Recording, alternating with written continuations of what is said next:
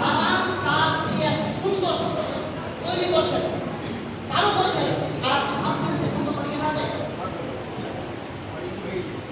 কোনদিন সম্ভব হতে পারে, কোনদিন সম্ভব হতে পারে না। একটি জায়েজ কাজ যেটা এত সুন্দর ছিল, আপনি নাজায়েজ কাজ তার সাথে মিশ্রিত করে সেই কাজগুলো বরবাদ করেন।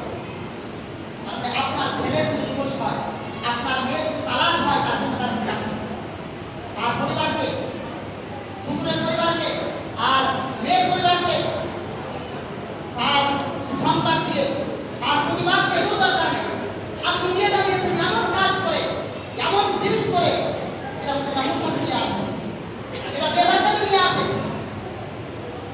গত বছর আমি যে মাদ্রাসায় পড়াই, সেই মাদ্রাসায় আমি সবথেকে গুরুত্বপূর্ণ একটা কিতাব হামেশার মধ্যে পড়ানো হয় মিশকাত শরীফ।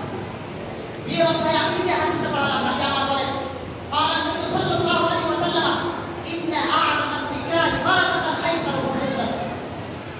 নবী আমার বলেন সবচাইতে উত্তম বিয়ে, বরকতময় বিয়ে ওটা যে বিয়েতে যত কম খরচা হবে সেই বিয়ের তত বেশি ক্ষতি।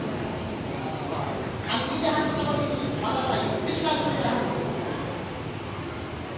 إن أعظم النكاح بركة أيسره مهلة।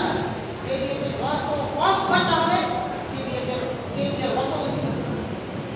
আপনি নিজে মানুষ নিজে খেতে পারি না, কিন্তু আপনি রাজধানী নিয়ে টাকা পয়সা লোন নিয়ে মানুষকে খাওয়ানোর জন্য, দেখানোর জন্য নিজের ছেলে দিয়ে দিচ্ছেন।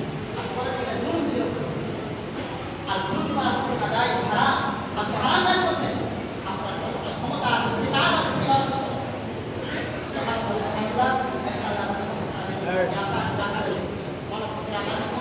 টাইম শেষ হয়ে গেছে, ফেসলা আপনাকে করতে হবে। আপনার ছেলের বিয়ে আপনি দেখতে চান সফল হোক, আপনার মেয়ের বিয়ে আপনি চান তারা জিন্দেগিতে সাকসেসফুল হোক, তাহলে আপনাকে এই সমস্ত কাজ করতে হবে।